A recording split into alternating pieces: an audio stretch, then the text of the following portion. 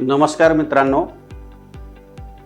Me doctor Sitaram Kolhe, president and founder of Lenora Mindtune consultants.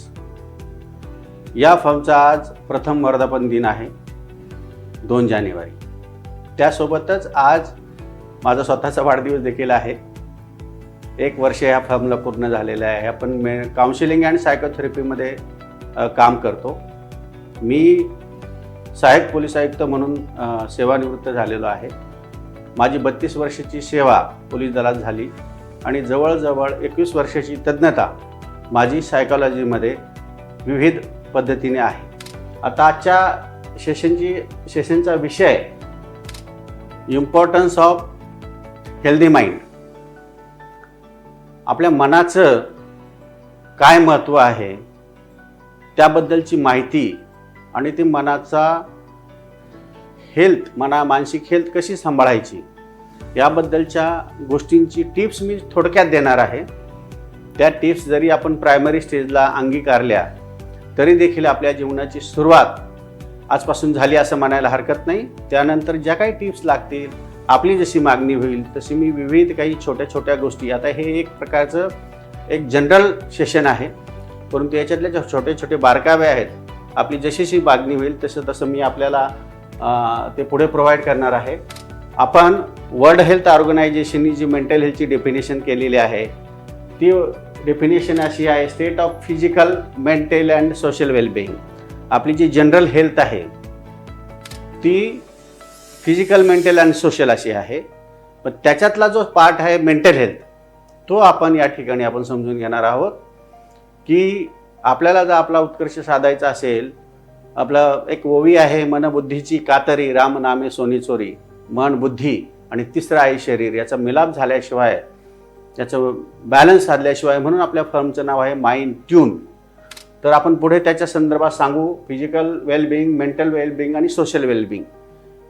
याच्यामध्ये आपल्याला mental वेलबिंगच्या संदर्भातला जे मेंटल हेल्थ आहे, वर्ल्ड हेल्थ ऑर्गनायझेशनची जी डेफिनेशन आहे की त्याच्यामध्ये आपल्या ॲबिलिटीज म्हणजे पोटेन्शियल, त्याच्यानंतर आपण आपल्या स्ट्रेसला कसं कोप करतो, आपल्या तणावाला कसं सामोरं जातो, आपली प्रोडक्टिव्हिटी कशी डेव्हलप करतो, आपल्या कम्युनिटीमध्ये आपण कसं बिहेव करतो, आणि त्यासोबतच आपण याच्यामध्ये फक्त आपल्याला काही आजार नाही म्हणजे आपली मेंटल हेल्थ चांगली असा अर्थ होत नाही, तर ह्या गोष्टीमधले आपली असणारं पोटेन्शियल, आपली असणारी प्रोडक्टिव्हिटी ही किती चांगली आहे, हे जर असेल तरच तुम्ही जे अत्युच्च शिखर आहे ते तुम्ही गाठू शकता.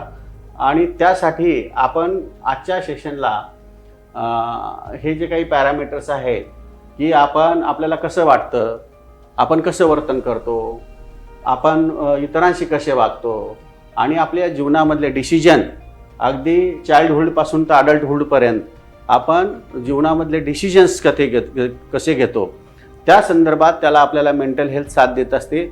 बऱ्याच वेळा आपण पाहिलं असेल की तुम्ही फिल्ममध्ये देखील पाहता किंवा जीवनामध्ये देखील पाहता की अत्यंत बलाढ्य व्यक्ती असतो, पण ज्यावेळेस रणांगणामध्ये काही सामना करायचा असतो तो परिस्थितीला घाबरून पळून जातो. पण ज्याचं मानसिकदृष्ट्या जो सदृढ असतो, एक नाना पाटेकरची एक फिल्म तुम्ही पाहिली असेल, त्या प्रहार नावाची फिल्म होती, प्रहार की तिरंगा, बहुतेक तिरंगा फिल्म होती. त्याच्यामध्ये ज्यावेळेस तो वरती जातो, बन्यानवर असतो आणि ते मल्हार नावाचा मुलगा दूध घेऊन येतो आणि त्यावेळेस तो म्हणतो, बापरे क्या ताकत है. तेवढाच एक मराठी डायलॉग त्याच्यामध्ये आहे, बापरे काय ताकत आहे. त्याच्यावर नाना पाटेकरचं उत्तर असतं, बेटा ताकत यहाँ नाही होती, ताकत यहाँ होती आहे. आता तसं आपलं मन जर खंबीर असेल तर आपण अख्ख्या कुटुंबाचा आधार बनू शकतो, या समाजाचा आधार बनू शकतो, या देशाचं देखील नेतृत्व करू शकतो. अत्यंत फार शक्ती आपल्यामध्ये आहे. AIचा जमाना येऊ द्या किंवा अजून कुठल्याही टेक्निकल गोष्टींचा जमाना येऊ द्या, पण माणसाच्या पुढे कुठलीही गोष्ट नाही. माणूस हा सर्वोत्तम आहे, जीवनाचा पायलट माणूस आहे, बाकी यंत्रणा ह्या को पायलट असतील. तर आपण याच्यामध्ये 3 पार्टमध्ये या सेशनला केलेलं आहे. एक तर आहे हे पहा, हा जर तुमचा ग्राफ तुम्ही जर पाहिला, हे नॉर्मल डिस्ट्रीब्युशन कर्व, तर याच्यामध्ये मेंटली हेल्दी पर्सन्स 3 कॅटेगरी अशा केलेल्या आहे की जी व्यक्तिमत्व किंवा ज्या व्यक्ती मेंटली एकदम फिट आहेत, त्यांना कुठलाही स्ट्रेस नाही, ही झाली ए कॅटेगरी. बी कॅटेगरीमध्ये अशा व्यक्ती आहेत की ज्यांना छोटे छोटे इश्यू आहेत, परंतु त्या उपचार घ्यायची गरज नाही, त्याला काही टेक्निक्स वापरल्या म्हणजे त्याला मेडिसिन्स घ्यायची गरज नाही. अशा ज्या काही इश्यू आहेत ते फार प्रमाणातले इश्यू असतात. आणि जे मेंटल डिसऑर्डर ज्याला आपण वेगवेगळ्या पुढे येईल असते की त्याला उपचाराची गरज आहे. आणि ते कसं आहे आपण जर याच्यामध्ये समजून घेतलं तर हे 13% लोकांना मानसिक आजार आपण ज्याला संबोधतो ते मानसिक आजार आहेत 13% लोकांना. 2% लोक आहेत त्यांना मेंटल हेल्थ एकदम स्ट्रॉंग आहे. आणि आपल्यासारखे जे लोक आहेत ते 85% आहेत. मग आपल्याला करायचे काय, या सेशनमधून काय समजून घ्यायचे की ही जी 13% लोक आहेत हे 85% कशी जातील आणि ही 85% लोक 2% कशी येतील, हे आपल्याला या सेशनमधून समजून घ्यायचं आहे. तर आपण मेंटली हेल्दी पर्सन्सबद्दल आपण सुरुवातीला बोलूया की जे 2% लोक आहेत मग ते कोण आहेत. मी तुम्हाला या ठिकाणी अत्यंत कॉन्फिडेंटली सांगू शकतो, 32 वर्षाच्या पोलीस सेवेतून आणि 21 वर्षाच्या सायकोलॉजीच्या तज्ज्ञतेतून माझ्याकडे आलेले इव्हन डिसऑर्डर आणि इव्हन छोटे छोटे इश्यू असणारे जी व्यक्ती माझ्याकडे आल्या त्यांना जे काही मी टेक्निक्स दिले, ज्या काही टिप्स दिल्या, ते व्यक्ती आता ह्या पुढच्या 2% पोहोचलेल्या आहेत, ज्यांनी फुलेस्ट पोटेन्शियल वापरलेलं आहे आपलं स्वतःचं. पुढे आपण आता या ठिकाणी पहिल्यांदा जे मेंटली फिट लोक आहेत त्यांचं समजून घेऊया की ज्यांनी जीवनाचं अत्युच्च शिखर गाठलेलं आहे. त्याच्यामध्ये काय करायचं आहे, ही लोक मेंटली फिट किंवा ही लोक जीवनामध्ये यशस्वी 2% का, स्टॅनफोर्ड युनिव्हर्सिटीचा सर्वे आहे. आणि या आपल्या ह्या सेशनमध्ये काही सायकोलॉजी तज्ज्ञ लोक देखील इन्व्हॉल्व झालेले आहेत. काही ऑफिसर्स आहेत, मुली आहेत, महिला आहेत, काही क्लायंट देखील आहेत ज्यांना अगदी जीवनामध्ये फ्रस्ट्रेशन आलेलं आहे, निराशावादाकडे झुकलेलं आहे. मला काही लोकांचे मेसेज या ठिकाणी येतात का मला काही जीवनाबद्दल आता आशावाद राहिलेला नाही किंवा अगदी टोकाचं पाऊल उचलण्याची देखील ज्यांची इच्छा निर्माण झालेली असे लोक देखील काही लोक या सेशनमध्ये आहेत. तर आपल्या सर्वांना विनंती आहे की या सर्वांचं मन सांभाळून अत्यंत महत्त्वाचा विषय मी आज या ठिकाणी बोलत आहे. माझ्या समोर देखील एक 50 प्रत्यक्ष पार्टिसिपंट या ठिकाणी आहेत, आपण देखील आहात. तर या ठिकाणी मी तुम्हाला सांगू इच्छितो, तुमचं जर मन आणि बुद्धी जर आणि शरीर या तिघांचा मिलाप जर तुम्ही चांगला केला, विशेषतः मेंटल हेल्थ जर सुधारवली, तर तुम्ही जीवनामध्ये अत्युच्च शिखर, समजा एलॉन मस्क सामान्य मुलगा जो आज जगाच्या पाठीवर 1 नंबरचा श्रीमंत व्यक्ती आहे, नुसता श्रीमंतीच्या भाषेतच फक्त आपल्याला याला मोजायचं नाही. कित्येक कुटुंब असतात आर्थिक चणचणे म्हणून प्रॉब्लेममध्ये आहेत, काही कुठेतरी आर्थिक नुकसान झालं म्हणून प्रॉब्लेम आहे, कुटुंबामध्ये काही वाद म्हणून आहेत प्रॉब्लेममध्ये आहे, कुणातरी ज्येष्ठांचा आजारपण आहे त्याच्यामुळे त्यांना मानसिकता बिघडत आहे. अत्यंत छोट्या छोट्या गोष्टी, कुठला तरी फोबिया आहे, मुलांना परीक्षेची भीती आहे, कारणं अत्यंत सामान्य असतात. पण त्याच्यामुळे व्यक्ती डिस्टर्ब होते.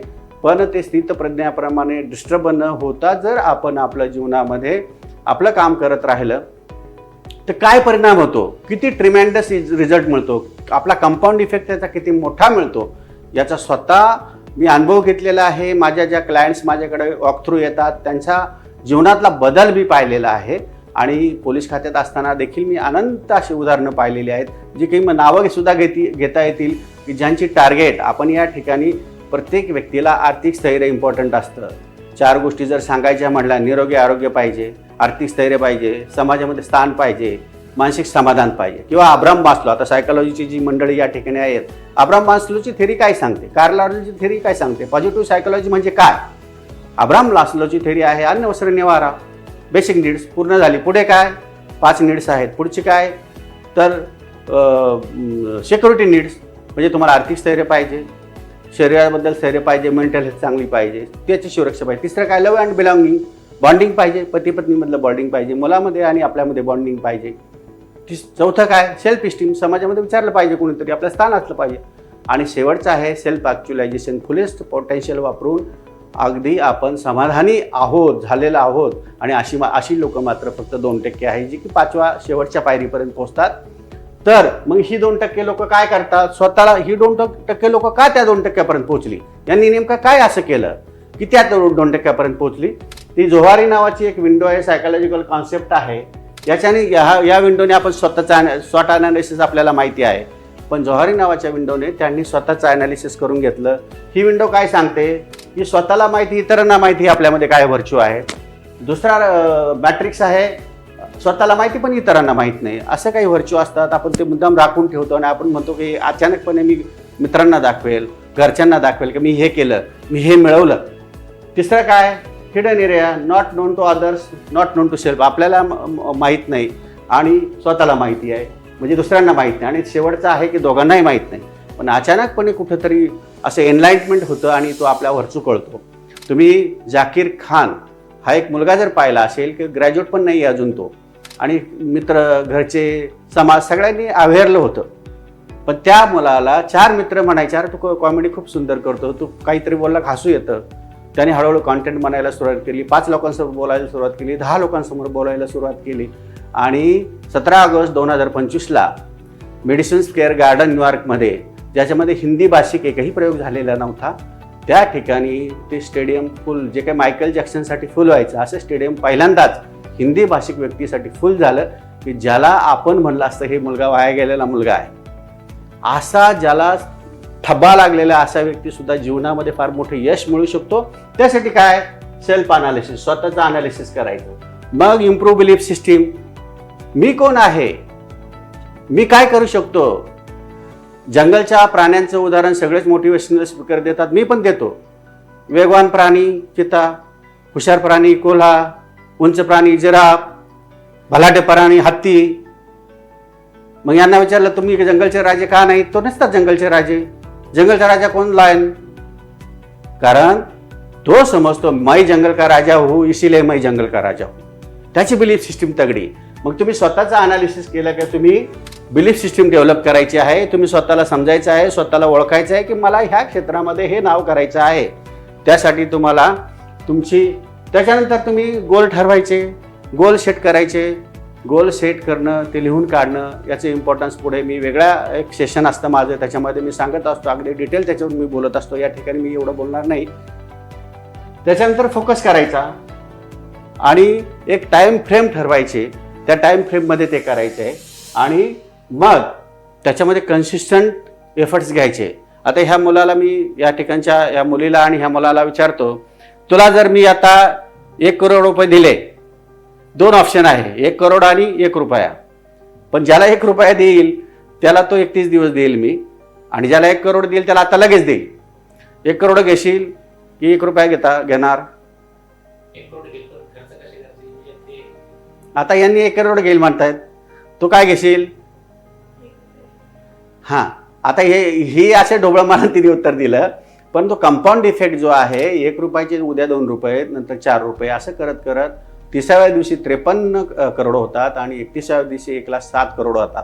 आज 1 करोड मोठे वाटतात, पण ज्यावेळेस तुम्ही छोटी छोटी इम्प्रूव्हमेंट कराल तर इथे बघा, ॲटॉमिक हॅबिट नावाचं एक बुक आहे जेम्स क्लिअर यांचं. त्यांनी रिसर्च बेस एक प्रूव्ड सिद्धांत त्या ठिकाणी सांगितलेला आहे की 1% इम्प्रूव्हमेंट इन अ डे, दररोज 1% प्रगती जर केली तर तुम्ही वर्षभरामध्ये 365 दिवसामध्ये 37.78 पट तुमची प्रगती होते.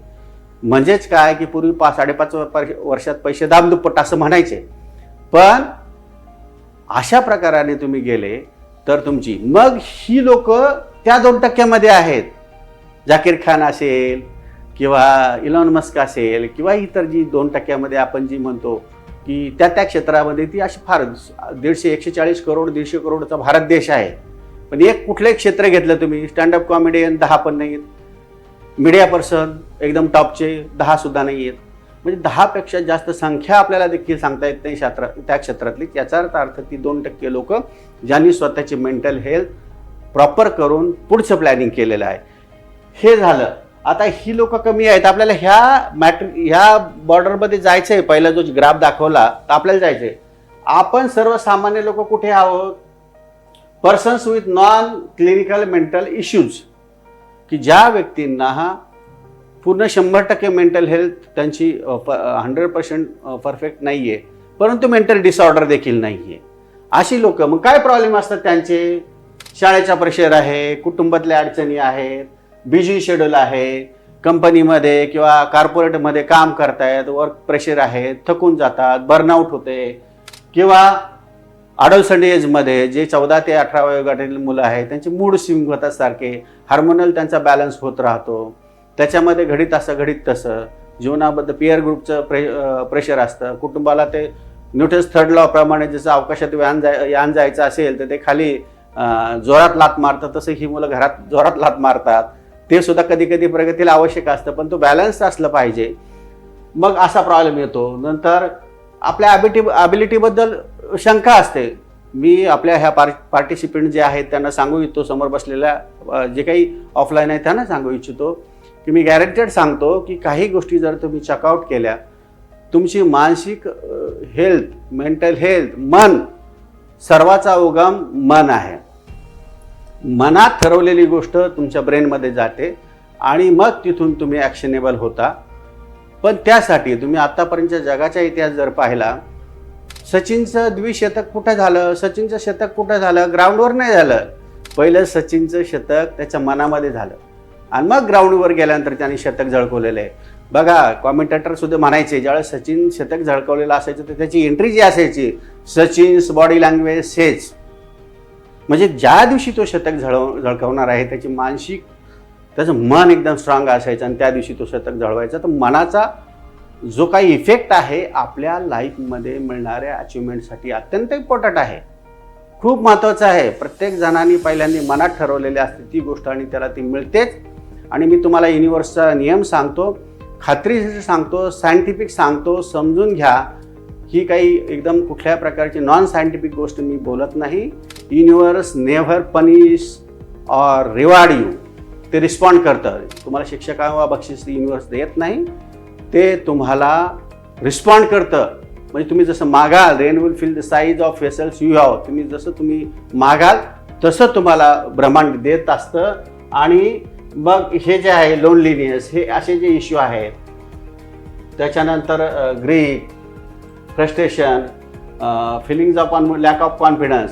तर आता पहिल्यांदा जे मी मागे तुम्हाला पहिलं जे सांगितलं होतं दोन मिनिटाचं, त्याच्यामध्ये कंपाऊंड इफेक्ट काय करतो, जे उदाहरण आता मुलांना मी विचारलं होतं इथे, की कंपाऊंड इफेक्ट असा काम करतो की जसं केबीसीचं एक तुम्ही पाहिली असेल सिरियल अमिताभ बच्चन यांची, त्याच्यामध्ये की पहिल्या प्रश्नाला 1000, दुसऱ्या प्रश्नाला 2000, तिसऱ्याला 3000, नंतर 5000, 10000, 3,20,000, 25 लाखापर्यंत दोन जर मुलं असतील आणि दोघांनी जर सारखे चालले, एकाने मात्र 1% इम्प्रूव्हमेंटला सुरुवात केली आणि दुसरा मात्र 1% इम्प्रूव्हमेंट त्यांनी दररोज करत नाही, तर असा व्यक्ती जो आहे, जो पहिला व्यक्ती आहे ज्याने इम्प्रूव्हमेंटला सुरुवात केली, त्याला 25 लाखापर्यंत म्हणजे 13व्या प्रश्नापर्यंत काहीच कळत नाही.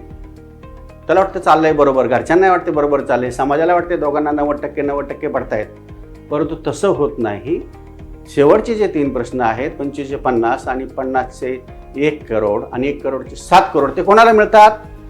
ज्यांनी आजच्या माझ्या सेशननंतर एक वही घेतली, त्याच्यावर जोहारी विंडो काढली, स्वतःचं ॲनालिसिस केलं, कोणत्या दिशेने जायचं ते ठरवलं, ते गोलचं दिशा ठरवली, फोकस केलं, कन्सिस्टंट राहिलं, इम्प्रूव्हमेंट सुरुवात केली, मध्ये जर डिस्ट्रॅक्शन आलं तर त्या डिस्ट्रॅक्शनला झुगारून दिलं आणि आव्हानांना सामोरं जायची ताकद ठेवली. गुरु ठाकूरांची एक कविता आहे, असा जगावे छाताडावर आव्हानाचे पेलून यात्तर, नजर रोखणी नजरेमध्ये आयुष्याला द्यावे उत्तर. तुमच्या मनामध्ये जर तुम्हाला त्याच्यामध्ये पुढे म्हटलेलं आहे की तुम्हाला जर इच्छा असेल तर तुम्हाला 70 उपाय मिळतील, 70 मार्ग दिसतील आणि ते मार्ग मिळवायचे असेल किंवा तुफानाचा सामना, मी अमिताभचा डायलॉग नेहमी सांगत असतो आखरी रास्त्यामधला, समंदर के किनारे पानी में काटा डाले मछली पकड़ने वालों को बहादुर नहीं कहते, बहादुर तो उसे कहते हैं जो बीच तूफानी समंदर जाके तूफानों का सामना करके मछली पकडता आहे. तुम्ही घरातलं तुमचं उसळतं रक्त आहे, जे तरुण आहेत त्यांचं सळसळतं रक्त आहे, जे या सेशनला जॉईन झालेले 40, 50, 55, 60ची लोक आहेत, त्यांचं मॅच्युअर आहे, त्यांच्यामध्ये मॅच्युरिटी आहे, त्यांना एक अनुभव आहे, अनुभव सिद्ध माणूस. जगाच्या पाठीवर तुम्ही बघा, भारत देशाच्या पंतप्रधानाचं वय काय आहे, अमेरिकेच्या राष्ट्राध्यक्षाचं वय काय आहे, रशियाच्या राष्ट्राध्यक्षाचे 75च्या पुढे तर खरं मॅच्युरिटी येते, 60च्या पुढे तर खरं जीवन चालू होतं. वयस्कर लोकांनी सुद्धा या गोष्टीला काही घाबरून जायचं कारण नाही. जगाचा इतिहास तुम्ही पडताळून पहा, तरुणांनी क्रांती केली आणि 60च्या पुढच्या लोकांनी देखील फार मोठं क्रांती केलेली आहे. त्याच्यामुळे सर्वांसाठी हे सर्वसमावेशक सेशन आहे आणि याचा एक तुम्हाला एक गमतीशीर एक एक्झाम्पल म्हणून सांगतो किंवा एक व्हिडिओ दाखवतो, आपण तो व्हिडिओ पाहावा. देवियों सज्जनों, ऐतिहासिक क्षण है ये हमारे इस खेल के जीवन का. ब्रेक पे जाने से पहले जो प्रश्न पूछा गया था वो ये कि हेक्टर, जो कि सूरत में आने वाला पहला ब्रिटिश व्यापारी जहाज था, उसके कप्तान कौन थे. ये 7 करोड़ रुपए का प्रश्न था.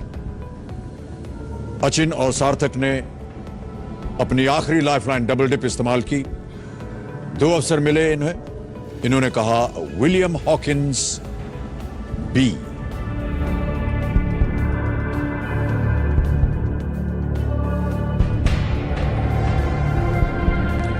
देवियों सज्जनों, मैं बताना चाहता हूं कि ये बहुत सुंदर तरीके से खेल रहे थे और हम बड़ी उम्मीद लगाए थे इन दोनों के ऊपर.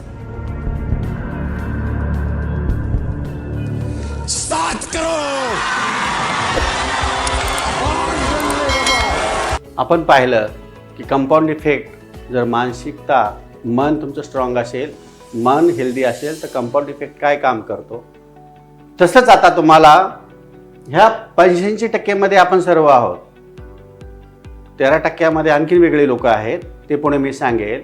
पण या 85% आपण सर्वजण आहोत. या 85% लोकांमध्ये सर्वांना छोटे छोटे काही ना काही इश्यू आहेत. ते ज्याचे त्याचं अनालिसिस तुम्हाला स्वतःला करता येईल. इव्हन तुम्ही आता हे सेशन संपल्यानंतर तुम्ही ए कॅटेगरीमध्ये आहे, बी कॅटेगरीमध्ये आहे, सी कॅटेगरीमध्ये आहे, तुम्ही समजून घ्या. ए वाल्याला समजा सी वाल्याला जर बी मध्ये जायचं असेल, बी वाल्याला जर ए मध्ये जायचं असेल, तर कसं जायचं ते काही एवढ्या छोट्या सेशनमध्ये ते होऊ शकत नाही. माझा फोन नंबर आहे, माझ्या फर्मची माहिती आहे, तुम्ही माझ्याशी संपर्क करू शकता. याची निश्चित तुम्हाला मी खात्री देईल. मग आता याच्यामध्ये आपल्याला काय करायचं आहे की आपल्याला जी छोटे छोटे इश्यू आहेत त्याच्यातून बाहेर पडायचं असेल तर आपल्याला काही स्वतःला काही हॅबिट्स लावून घ्यावं लागतील, त्या अंगीकारावं लागतील, ज्या की मी स्वतः पण अंगीकारलेल्या आहेत. त्याची मला रिझल्ट देखील मिळालेले आहेत. माझे एक पुस्तक आहे पासवर्ड सूचनेचं, त्याच्यात मी काही गोष्टी मेन्शन केलेल्या आहेत. माझ्या मुलांना त्याचा फायदा झाला, समाजातल्या काही नातेवाईकांना फायदा झाला, काही मित्रांना त्याचा फायदा झाला. आणि हे प्रूव्ड काही गोष्टी आहेत. तुम्हाला तुमचं रुटीन हे हेल्दी असायला पाहिजे. साऊंड स्लीप, बरेच लोक म्हणतात की मी रात्रंदिवस, ठीक आहे, हे खरं आहे की विशिष्ट वयामध्ये जो 8 तास काम करेल त्याला अन्न वस्त्र निवारा मिळेल. अब्राहम मास्लोची बेसिक नीड्स, पहिल्या 3 नीड्स फुलफिल होतील. जो 12 तास काम करेल त्याला लक्झरी मिळेल, म्हणजे त्याला बंगला, गाडी इथपर्यंत मिळेल. पण ज्याला फार अत्युच्च शिखरावर पोहोचायची त्यांनी 16 तास काम करावं लागेल, पण कंटिन्यूस करण्याची गरज नाही. स्लीप महत्त्वाची आहे. काही ते अचीव होईपर्यंत तुम्ही करू शकता.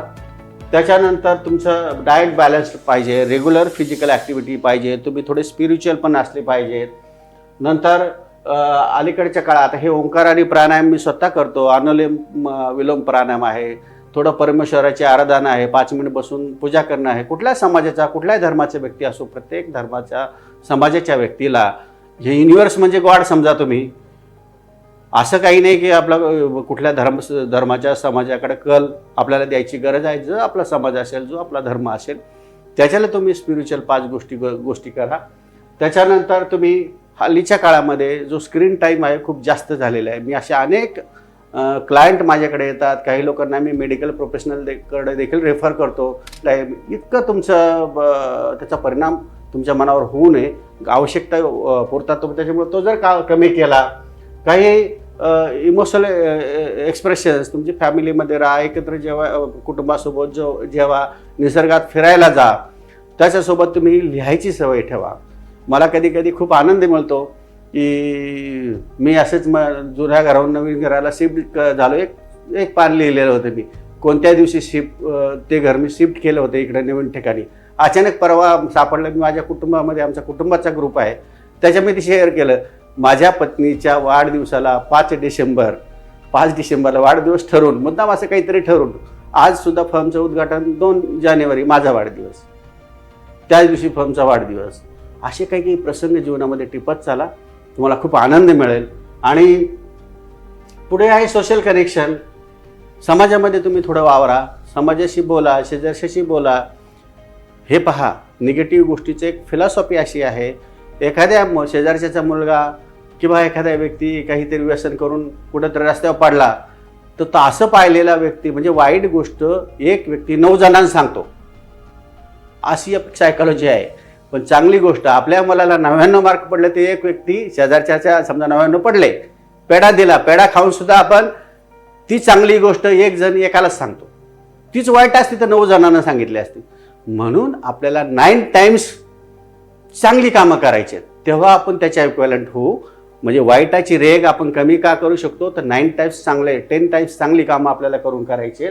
इथे जे माइंड, ब्रेन आणि बॉडी याचा जो बॅलन्स आहे, तुम्ही जलतरण वाद्य पाहिलं असेल. जलतरण वाद्यामध्ये चिनी मातेचे 7 वाट्या ठेवलेल्या असतात, सा रे ग म प ध नि सा. त्याच्यामध्ये पाणी असतं आणि त्याच्यामध्ये पृथ्वी, आप, तेज, वायू असे 5 तत्व वापरलेले असतात आणि ती मारली की सा ग. पण ग मधलं जर पाणी सांडलं तो ग वाजत नाही. तर जीवनाचं हे जे आहे ते भेसूर होतं, संगीत भेसूर होतं. म्हणजे जसं आपल्या मेंदूमध्ये जे काही हार्मोन्स आहेत ते जर इम्बॅलन्स झाले तर ते बॅलन्स ठेवण्यासाठी आपल्याला हे सगळं करायचं आहे.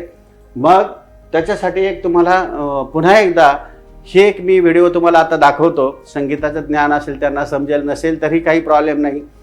की जसं मन, बुद्धी म्हणजे मेंदू आणि शरीर हे बॅलन्स जसं होतं तसं याच्यामध्ये 3 वाद्य, तिघांचेही ट्युनिंग इतकं जुळलेलं आहे की समेवर एंड होताना, एंड तुम्ही पहा एकदम पुढे दाखवेल मी, तो व्हिडिओ मोठा आहे, मोठा दाखवत नाही, एंडला मी दाखवेल की समेवर तिघही ॲट ए टाइम थांबतात. ती जीवनाची सम गाठणं अत्यंत इम्पॉर्टंट आहे. बघा तुमच्या कुटुंबामध्ये सत्वरज तमगुणाच्या वेगवेगळ्या व्यक्ती असतील, कोणी इंट्रावर्ट असेल, कोणी एक्स्ट्रावर्ट असेल, कोणाची पर्सनॅलिटी किंवा प्रकृती वातपित्त कफ असेल, तरीसुद्धा ह्या लोकांच्या एखाद्या गोष्टीची सम जुळते किंवा एखाद्या गोष्टीवर एकमत होते ॲट ए टाईम. त्याचं कारण ते सर्वांचं मन हेल्दी असतं. आणि ते जे आहे तो व्हिडिओ थोडा पहा, इंटरेस्टिंग आहे, तुम्हाला इंटरेस्ट पण येईल.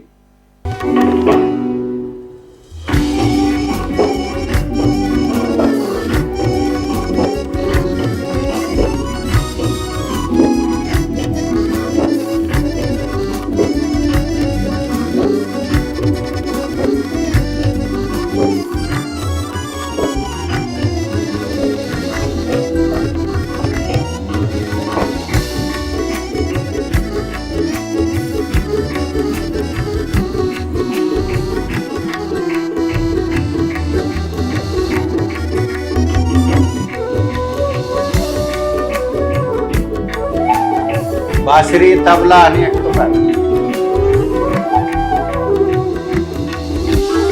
मन, बुद्धी, शरीर.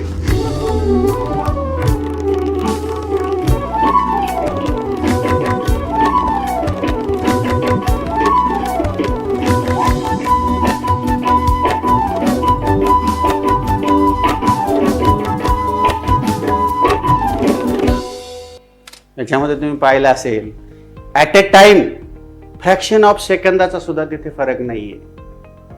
वाद्य ट्यून करताना सुद्धा ज्यावेळेस मी तबल्यामध्ये पण ग्रॅज्युएट आहे, तर मला माझ्या गुरूंनी शिकवलं की तबलाची आस एकदम समेमध्ये लावायची, परफेक्ट लावायची. 3 प्रकारच्या वाद्याचं त्यांनी मला सांगितलं. सत्वरज तमाचं पण सांगितलं की तबला हे वाद्य राजस वाद्य आहे, ढोलकी हे वाद्य हे तामस वाद्य आहे, पखवाज हे वाद्य हा सत्वामध्ये मोडणारं वाद्य आहे. ज्यावेळेस आपण गायकाला साथ देतो त्यावेळेस आपली त्याला ओव्हरकम होता कामा नये. ज्यावेळेस आपला सोलो वादन असतं तर लोकांनी आपल्याकडेच पाहिलं पाहिजे. जीवनाचं हे प्रिन्सिपल याच्यातून मी तुम्हाला सांगितलेलं आहे. फक्त वाद्य मेंटल हेल्थसाठी जसं संगीत, खेळ, इतर तुम्हाला जे आवडते ते करा असं काहीच म्हणणार नाही. माझ्याकडे काही टेस्टिमोनियल्स आहेत की 2-2 वर्ष ज्या लोकांना अपयश आलेलं होतं जीवनामध्ये, अगदी पॅनिक डिसऑर्डर व्हायच्या, फोबिया होऊन पडायचे, अशा काही व्यक्ती माझ्याकडे आल्या आणि त्यांना फोबिया होता, परीक्षेचा असेल, इतर काही असेल. अक्षरशः मेडिकल प्रॅक्टिशनरकडे त्यांना मेडिसिन चालू होते, पण 2 महिन्यात तुम्हाला गॅरंटेड सांगतो की 2 महिन्यात त्यांचे मेडिसिन बंद करून माझ्याकडे आईवडिलांसह पेढे घेऊन ते आलेत आणि जीवनामध्ये यश मिळवलेलं आहे. आता तिसरा जो पार्ट आहे, सी पार्ट, तो मेंटल डिसऑर्डर. 13% जे मी सुरुवातीला नॉर्मल डिस्ट्रीब्युशन कर्वमध्ये सांगितलं होतं की 13% लोकांना 13.7 आकडेवारी आहे इंडियाची, त्यांना मानसिक समस्या आहेत ज्याला उपचार घेण्याची गरज आहे. त्याच्यामध्ये आहे anxiety disorder, depression, bipolar disorder, schizophrenia. 2014मध्ये दीपिका पदुकोण यांना डिप्रेशन आलेलं होतं, तुम्हाला माहीत असेल. ते आपल्या मेंटल हेल्थच्या ब्रँड ॲम्बॅसेडर देखील आहेत. आणि एक टेलिमानस नावाची एक सेंट्रल गव्हर्नमेंटची वेबसाईट आहे, ती निमांस इथून ऑपरेट केली जाते. त्या ठिकाणी मानसिक समस्या असणाऱ्यांना ऑनलाईन एक नंबर डायल केल्यानंतर तुम्हाला फ्री ऑफ चार्ज तुमच्या सिटीमध्ये ती सेवा मिळते. तर ह्याची जी गरज आहे ती दिवसेंदिवस वाढत आहे. पण माझं असं म्हणणं असं आहे की आपल्याला आपल्या ह्या समाजाचा घटक, कुटुंबाचा घटक, एक आधारस्तंभ म्हणून तुम्हाला जगायचं असेल, राहायचं असेल, राहायचं असेल नाही राहावाच लागेल. कारण 84 लक्ष योनी फिरून पहिल्यांदा तुम्हाला हा जन्म दिलेला आहे. कोणीच पुढे जाणार नाही, आपल्या AI जाणार नाही, कोण जाणार नाही. आपणच पायलट आहोत या जीवनाचे आपल्या स्वतःच्या. तर त्यासाठी तुम्ही स्वतःला सुधारून घ्या. पण आता याच्यामध्ये असणाऱ्यांनी काय करायचं, आता प्रश्न येईल. तुम्हाला असं वाटेल की मला हे डिटेक्ट झालेलं आहे, शिझोफ्रेनिया डिटेक्ट झाला आहे, बायपोलर डिसऑर्डर डिटेक्ट झाली, किंवा डिस्लेक्सिया ज्याला लर्निंग डिसेबिलिटी म्हणतात, तो डिटेक्ट झाला, मी काय करू.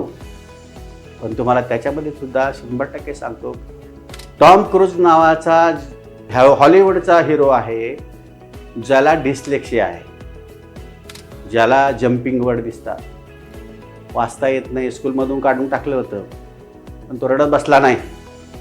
त्याने त्यासाठी माहिती घेतली आणि त्याच्यावर काम केलं आणि दुसऱ्याकडून स्क्रिप्ट वाचून घेऊन ती पाठांतर करून आज तो जगातला एक नंबर. तुम्हाला अगदी ह्या कॅटेगरीमध्ये जर तुम्ही असाल तरी तुम्ही जीवनाचं एक खंबीर व्यक्तिमत्व आहे ते स्वतःला समजा. मी जी बिलीफ सिस्टीम सांगितली, मैं समझता हूँ, मैं जंगल का राजा हूँ, मैं ये कर सकता हूँ तो मैं कर सकता हूँ. 100% तुम्हाला मी खात्री देतो, ग्वाही देतो. आजचे सेशन हे तुमच्या ऐकणाऱ्यांसाठी उपयुक्त होईल. तुम्ही इतरांना सांगा आणि याच्यामध्ये 100% सायंटिफिक रिझल्ट याच्यामध्ये आहेत. तर ह्या ज्या डिसऑर्डर आहेत ह्या व्यक्तींनी सुद्धा घाबरून जायचं कारण नाही. त्यांना काय करावं लागेल, मेडिसिनसोबत, इवन मेडिसिनसुद्धा बंद होताना काही लोकांची मी पाहिलेले आहे. मेडिसिनसोबत काही ॲक्टिव्हिटीज त्यांना करायला पाहिजे आणि त्या ॲक्टिव्हिटीज जर त्यांनी केल्या ज्या की इतर माझ्या पुढच्या सेशनमध्ये ज्या आहेत किंवा पुढच्या स्लाईड्समध्ये ज्या आहेत त्या गोष्टी, तर त्या तुम्हाला मी पुढे अगोदर दाखवतो आणि मग मागे एक येऊन तुम्हाला एक व्हिडिओ दाखवतो की याच्यामध्ये माइंडफुलनेस टेक्निक आहे, CBT आहे. जे सायकॉलॉजीचे व्यक्ती आहेत तिथे त्यांना माहिती आहे, कॉग्निटिव्ह बिहेवियरल थेरपी, RABT जे अल्बर्ट एलिस यांची RABT आहे, रॅशनल इमोटिव्ह बिहेवियर थेरपी. तुमचं योगा देखील एक थेरपी आहे, म्युझिक देखील एक थेरपी आहे, कलर देखील थेरपी आहे. या थेरपीज आपण जर वापरल्या तर आपले ह्याच तिन्ही प्रकारातल्या व्यक्तींसाठी त्याचा फायदा होतो. इव्हन आपण मेडिसिन देखील बंद करू शकतो, अशी एक शक्ती आहे या सगळ्या गोष्टींमध्ये. आपल्याला फक्त बघा प्लेसिबो इफेक्ट जो सांगतो, म्हणजे तुम्हाला या ठिकाणी सांगतो की माझी आई, मी ज्यावेळेस दवाखान्यात न्यायचो, आता मी ज्यावेळेस ऑफिसर झालो तर मी आपला पारनेरचा एक छोटा डॉक्टरकडं तिला ती जायची नेहमी. पण मी MD न्यायला सुरुवात केली तर तिचा फेत त्याच डॉक्टरकडे होता. तर त्या डॉक्टरकडे नेलं तरच तिला बरं वाटायचं, तरच बरं व्हायचं. MDनी काही फरक पडत नव्हता. त्याचं कारण काय होतं, फेथ. तुम्हाला जर मी या ठिकाणी जे सांगतोय त्याच्यावर तुम्ही जर विश्वास ठेवला, फेथ ठेवला, तर तुम्हाला मी शुगर पिल जरी दिल्या, साखरेच्या गोळ्या दिल्या तर तुम्ही बरे होणार. फेथ इम्पॉर्टंट आहे आणि त्यानुसार काम करणं महत्त्वाचं आहे. तुम्ही विश्वास ठेवा. मी ही निश्चित सांगतो की तुम्हाला निश्चित तुमच्या जीवनाची दिशा सापडेल. तुम्हाला हळूहळू कंपाऊंड इफेक्ट म्हणजे काय, तुम्ही त्या गावामध्ये एक व्यक्ती वावरते हे पंचकृषीमध्ये माहीत व्हायला पाहिजे, राज्यामध्ये माहीत व्हायला पाहिजे, देशामध्ये माहीत व्हायला. एकदम देशामध्ये तुम्ही माहीत व्हाल काय, एकदम देशामध्ये माहीत होणार नाही. तुम्हाला काहीतरी एक चांगली गोष्ट केली की 4 लोक म्हणतील अरे त्यांनी असं असं केलं, 10 लोक म्हणतील, मग 50 घरं म्हणतील, मग तुम्हाला 5 गावं म्हणतील.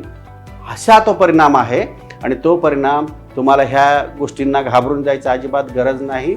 तुम्हाला जे जगाच्या पाठीवर जो 1 नंबरचा ॲक्टर आहे ज्याला डिस्लेक्सिया आहे त्याचा एक छोटासा व्हिडिओ मी या ठिकाणी तुम्हाला दाखवतो. Did you know that Tom Cruise struggled with dyslexia, a learning disorder? He was diagnosed with it as a child and had difficulty reading, which made his school years challenging. Sadly, people made fun of him because of this. Cruise has said that he used his acting skills to cope with dyslexia, and he eventually learned to manage it better as he pursued his acting career. Despite his disorder, Tom has conquered the film industry and has also been involved in advocacy work related to learning disabilities. Tom cruise तुम्ही पाहिला, dyslexia असणारा व्यक्ती जगाच्या पाठीवर एक नंबरचा actor होऊ शकतो. आपल्याला तर परमेश्वराने सगळं दिलंय. आणि हे कार्य मी हातात का घेतलं हा तुम्हाला प्रश्न पडला असेल. मला याच्यातून काय करायचं आहे, नेमकं काय साध्य करायचं आहे. माझी तिन्ही मुलं, जो की कदाचित तुम्हाला सांगायला नको पण सांगतो, की तिन्ही मुलं अत्यंत टॉप रँकिंगची आहे. 3 मुलं आहेत मला, 2 मुले 1 मुलगा. IIM लखनौमधून मोठी मुलगी, वेलिंगकरमधून दुसरी मुलगी, IIT खरगपूरमधून मुलगा, आणि तिघेही चांगल्या पदावर, उच्च पदस्थ पदावर चांगल्या पद्धतीने वावरत आहेत. मला एक केमिस्ट्री, मला एक रसायन, मला एक सूत्र सापडलं असं मला वाटलं. म्हणून मी पूर्ण आयुष्याची पुंजी मी सर्व ह्या विकासामध्ये टाकलेली आहे. मला यूथला एम्पॉवर करायचे, मला मुलींना एम्पॉवर करायचे, मला महिलांना एम्पॉवर करायचे, त्यांना ह्या देशाचं संपत्ती मला बनवायची. हा मी बिडा उचललेला आहे, म्हणून मी हे सगळं करतोय. तुम्हाला असं वाटत असेल मला काहीतरी याच्यातून फार मोठ्या कंपन्या टाकायच्या, फार मोठं अर्निंग करायचं, हा माझा हेतू मुळीच नाही. ऑर्गनायझेशन चालवण्यासाठी काही फंड लागतो तो बरोबर आहे, परंतु माझा हेतू मात्र या पाठीमागे अत्यंत शुद्ध आहे. आणि या निमित्ताने मी तुम्हाला सांगेल की ह्या टेक्निक्स, माझ्याकडे ज्या टेक्निक्स आहेत त्याच्यातून रिझल्ट्स येतात. त्यासाठी वेगवेगळ्या टेक्निक्सवर स्पेशल बोलणं गरजेचं असतं. आणि मग तुम्हाला याच्यातून मी आजच्या दिवसाच्या निमित्तानं एवढा फक्त एक कॉन्फिडन्स देईल की आपण निश्चितपणे विशिष्ट पद्धतीने जर आपण आपले मेंटल हेल्थ, आज मनावर बोलतोय आपण, हेल्दी मनावर बोलतोय, मन जर हेल्दी तुम्ही केलं तर त्याचे रिझल्ट्स तुम्हाला निश्चित मिळतील. कारण मन हे कुठं दिसत नाही. जसं शरीरामध्ये तुम्हाला मेंदू कुठे आहे माहिती आहे, हाताला वेदना झाली तर डॉक्टरकडे जाता, पायाला वेदना झाली तर डॉक्टरकडे जाता, पण मनाचा वेदना आपल्याला समजतात पण आजूबाजूच्या लोकांना समजतीलच असं नाही. मोठी मोठी लोक तुम्ही पाहिलं असेल, अत्यंत मोठे लोक, नावं घेणं या ठिकाणी संयुक्तिक नाही, पण मोठ्या लोकांनी छोट्या छोट्या कारणावरून अगदी 5,000 करोडच्या संपत्ती असणाऱ्या, अब्जाच्या संपत्ती असणाऱ्या, अगदी जेट विमानं ज्यांच्याकडे पार्किंगसाठी असणाऱ्या लोकांनी सुसाईड केलेलं आपण पाहिलेले अत्यंत छोट्या कारणावरून. तर हे सगळं जर तुम्हाला याच्यातून बाजूला पडायचं असेल तर हे टेक्निक तुम्ही अप्लाय केलं तर तुम्हाला निश्चितपणे या ठिकाणी अत्यंत चांगलं मोठं यश तुम्हाला मिळेल आणि चांगलं तुम्हाला स्थैर्य जीवनामध्ये मिळेल.